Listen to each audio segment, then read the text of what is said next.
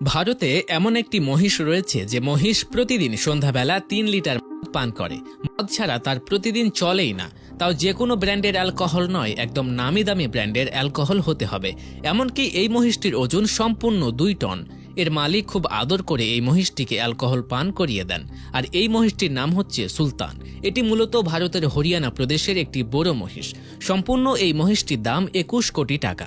চলুন তাহলে জেনে নেওয়া যাক কেন এই মহিষটি অ্যালকোহল পান করত, আর কত কেজি খাবারই বা খেত, এবং কেনই বা তার মালিক এরকম খাবার খাওয়াতো।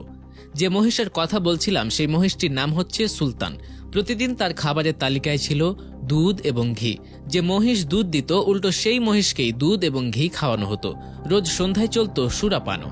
হরিয়ানার এই মহিষটি সংবাদের শিরোনামে উঠেছিল তার দামের জন্যই, এবং তার দাম উঠেছিল ২১ কোটি রুপি। দেশি ঘি আর দুধ ছিল সুলতানের প্রধান খাদ্য। শুধু তাই নয়, ৯ ফুট দৈর্ঘ্য এবং ১.৫ টন ওজনের সুলতান একসময় ১০ কেজি দুধ, ২০ কেজি গাজর, ১০ কেজি সবজি ও ১২ কেজি পাতা খেত। তবে আরও একটি নেশা ছিল সুলতানের। সন্ধ্যা হলেই তিনি অ্যালকোহল পান করতেন।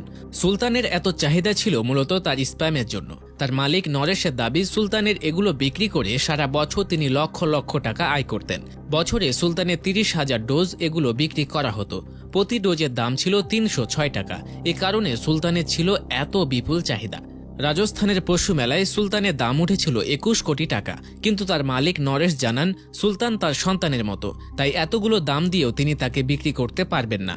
তবে দুঃখের একটি বিষয়ও আছে, ২০২১ সালে এই মহিষটি ইন্তেকাল করে। অনেকে মনে করছেন হৃদরোগে হয়তোবা এই মহিষটি ইন্তেকাল করতে পারে, কারণ আজ পর্যন্ত এমন কোনো মহিষকে দেখানো হয়নি যে মহিষ সকাল সন্ধ্যা এরকম অ্যালকোহল পান করবে।